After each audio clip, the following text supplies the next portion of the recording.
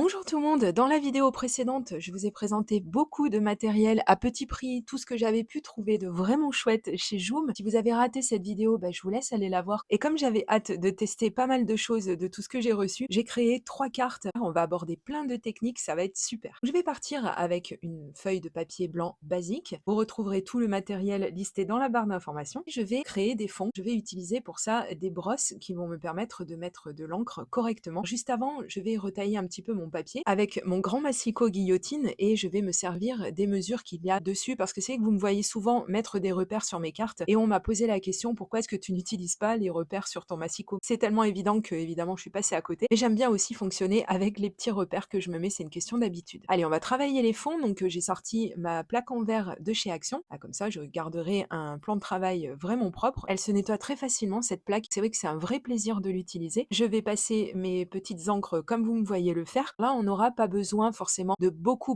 s'appliquer parce qu'on va embellir ces fonds. Donc si on fait pas des choses extraordinaires, c'est pas très grave. Je vais mélanger plusieurs encres ensemble, plusieurs teintes, plusieurs couleurs. Et je vous redonne la petite astuce pour éviter de mettre nos doigts dans les encres, c'est d'utiliser un post-it comme vous m'avez vu le faire dans la vidéo. Ça, c'est vraiment super, c'est une technique, c'est tout bête, mais franchement, fallait y penser. C'est l'une de vous qui me l'a rappelé parce que c'est vrai que je l'utilisais il y a quelques années en arrière. Je ne sais pas pourquoi, au bout d'un moment, je ne le faisais plus. Mais enfin, c'est très pratique. Je vous conseille de toujours avoir un petit morceau de post-it à côté de vous. J'ai passé mes encres comme vous m'avez vu le faire.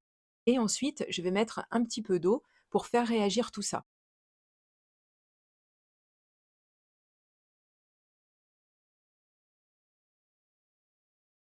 Je vais accélérer le séchage grâce à mon heat gun. Donc je sèche l'avant et je sèche l'arrière également pour éviter que mon papier ne gondole de trop. Et voici ce que ça donne. Donc j'ai fait 2 fonds parce que j'adore le mélange de toutes ces couleurs et que je voulais travailler ce fond de 2 manières différentes. Je vais prendre ce joli tampon de fond que je vous ai montré, donc dans le haul dont je vous ai parlé. Vous allez voir que je vais avoir quelques déboires, mais c'est pas plus mal parce que ça va me donner l'occasion de vous donner une astuce si, comme moi, vous rencontrez des problèmes avec des tampons de fond. Donc là, très basiquement, je vais utiliser ma stamp plateforme parce que c'est vrai que c'est quand même un outil qui aide énormément pour avoir les rendus les meilleurs possibles. Et je vais utiliser également mon Chucky Tool que j'ai fabriqué moi-même, hein, rappelez-vous. Donc je vous mettrai la vidéo si vous aussi vous voulez vous fabriquer ce genre de petit outil qui aide aussi grandement. Et même si j'ai été beaucoup aidée par tous ces outils, on voit, et j'ai été très déçue, je ne vous le cache pas, on voit quand même que le tamponnage laisse à désirer. Pourtant, j'ai utilisé de la Versafine, pas de la noire mais de la grise. J'ai effectué mon tamponnage 2 fois. Le résultat est loin d'être parfait, voilà, on va dire ça comme ça, que c'est vraiment loin d'être parfait. Alors, je vais vous donner une astuce parce que ça, c'est encore une fois très simple, mais en même temps, il faut la connaître. Je vais déjà commencer par nettoyer correctement mon tampon, parce que je ne sais pas si ça vous est déjà arrivé, j'imagine que oui. Selon la qualité des tampons, il y a une sorte de substance sur eux, même sur les papiers d'emballage de nos tampons, il y a aussi cette espèce de substance grasse. Alors non seulement c'est un petit peu ragoûtant, mais surtout je pense que c'est un petit peu à cause de ça qu'on a des soucis d'impression. Ce qu'il faut faire déjà dans un premier temps, du moins c'est ce que je fais, après vous si vous avez d'autres idées, n'hésitez pas à nous les donner dans les commentaires, c'est de passer tout ça sous l'eau avec un petit peu de savon et de bien rincer et ensuite évidemment de bien sécher.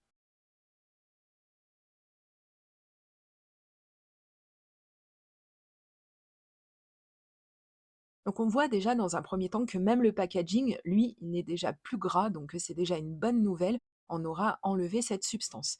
Ensuite, on va bien évidemment sécher tout très correctement, surtout le tampon parce que là, je vais m'en resservir, donc j'y vais avec une microfibre pour être sûr d'enlever toute l'humidité du tampon.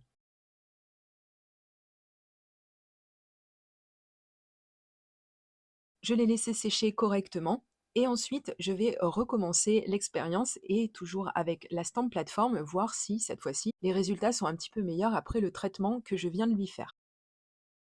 Donc je vais bien ancrer mon tampon, je vais réutiliser la Versafine Smoky Grey et toujours mon Chucky Tool évidemment.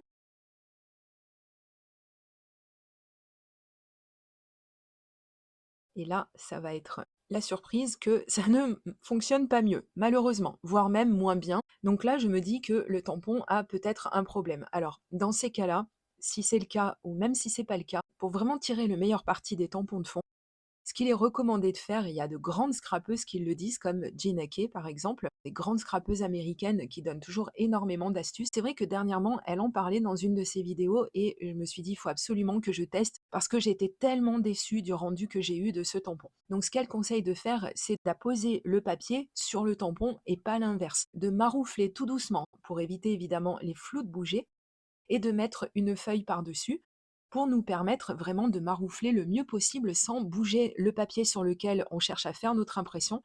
Et là, quand même, même si c'est pas parfait, parfait, je vous l'accorde, on a quand même un résultat qui est bien meilleur. Et donc ma Versafine, elle, est un petit peu fatiguée, donc peut-être que ça va jouer aussi. Donc j'essaierai dans d'autres vidéos de voir si je peux vraiment avoir une impression parfaite. Mais là, on est quand même sur quelque chose de beaucoup mieux.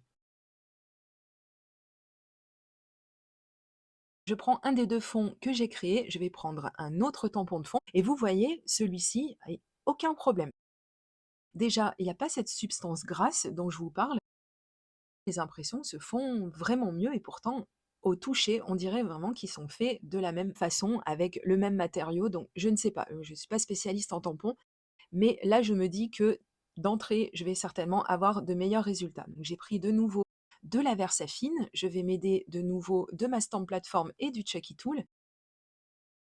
Et là, déjà, en première impression, on voit que c'est vraiment, vraiment bien.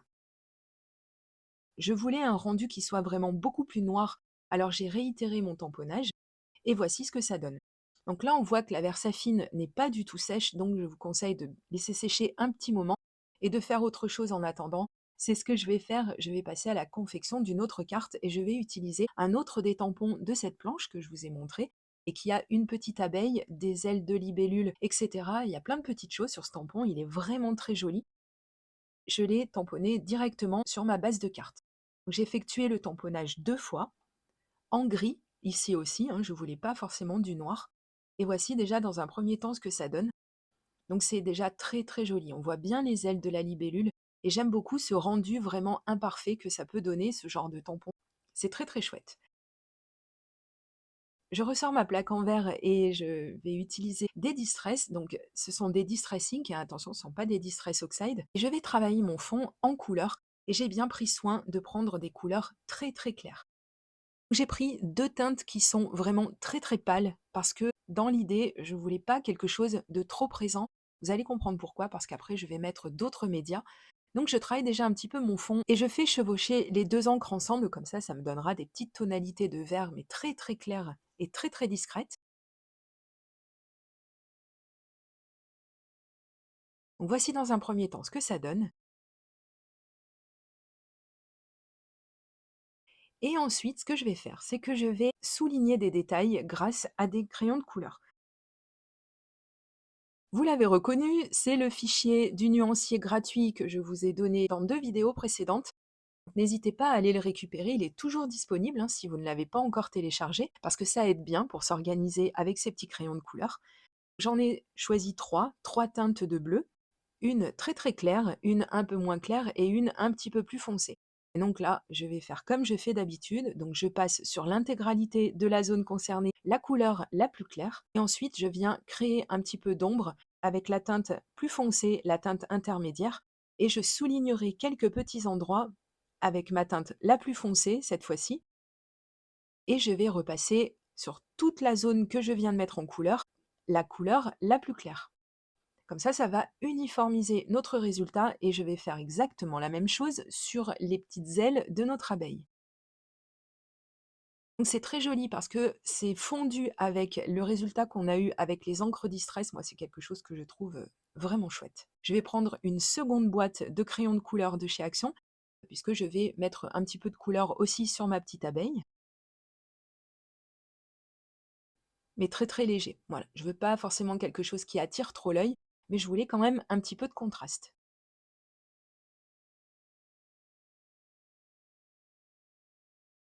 Je vais rajouter ça et là quelques petites taches blanches avec mon stylo Signo blanc.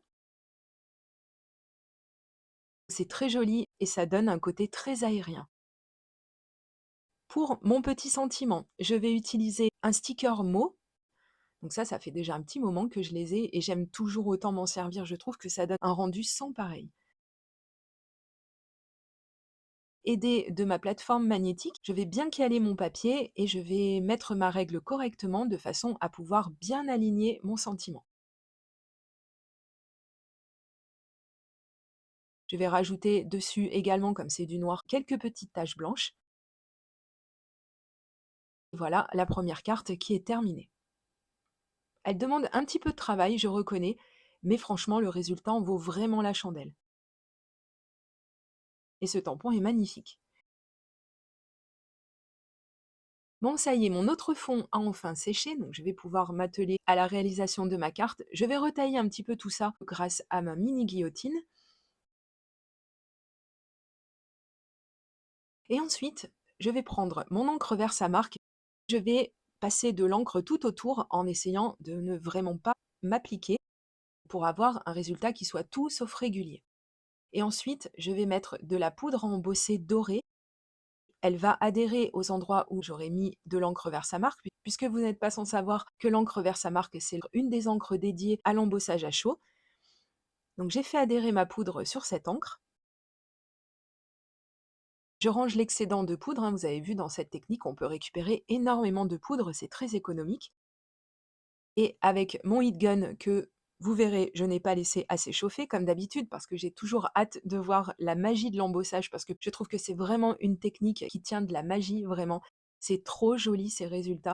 Avec pas grand-chose, on se retrouve avec un rendu qui donne vraiment quelque chose de professionnel.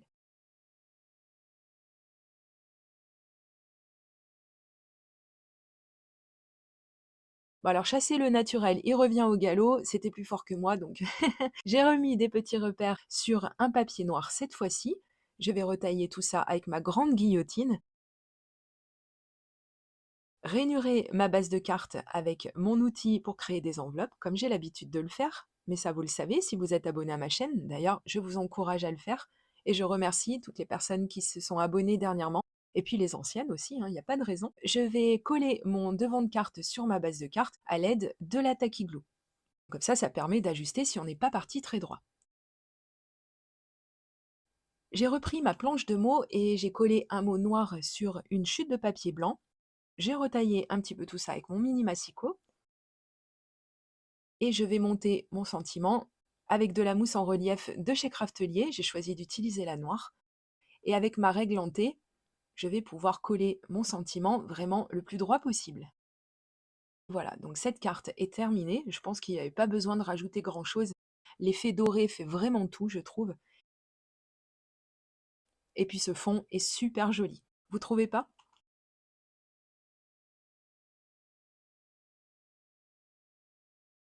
Allez, on va s'attaquer parce que évidemment que j'allais pas jeter ce tamponnage un petit peu, alors pas raté, mais pas réussi à 100 on va dire, et vous allez voir qu'on va quand même réussir à faire des choses avec. Dans un premier temps, j'ai pris une chute de papier noir, je vais utiliser ces dies qu'on trouve peut-être encore chez Action en ce moment même. Je vais découper une taille de die sur du papier noir et une taille un peu plus petite sur du papier blanc. J'ai sélectionné un set de tampons. Je ne l'ai pas retrouvé, je suis désolée, celui-ci vous ne le trouverez pas dans la barre d'informations. C'est pas très grave, vous pouvez faire avec les tampons que vous avez déjà chez vous. Je vais utiliser de la colle liquide ici encore, donc c'est le Tacky Glue Pen de chez Craftelier qui continue de toujours fonctionner et de ne pas se boucher chez moi, donc j'espère que ça va durer encore longtemps. Je vais continuer de l'utiliser pour vous dire ça dans le futur si je continue d'en être satisfaite. Et j'ai collé mon devant de carte sur ma base de carte. Et j'ai décidé de monter mon sentiment avec de la mousse adhésive blanche cette fois-ci. Tout simplement. Voilà, comme ça on garde une bonne partie de ce fond et avec le sentiment juste au-dessus, en plein milieu, on va un petit peu détourner l'œil du fait que notre tamponnage n'est pas le plus parfait possible, mais n'empêche que je trouve que ça donne quand même quelque chose de vraiment sympa. N'hésitez pas à me dire ce que vous en pensez dans les commentaires. J'ai adoré faire ces cartes et me servir de ce matériel. Je vous renvoie vers la vidéo précédente, la vidéo Haul Joom, si vous voulez un petit peu vous rincer l'œil et si vous cherchez le matériel, il sera également listé sous cette vidéo. Je vous remercie pour le petit pouce en l'air et si vous partagez cette vidéo sur vos réseaux sociaux. Et je vous dis à très bientôt pour de prochaines vidéos création. Gros bisous, bye bye.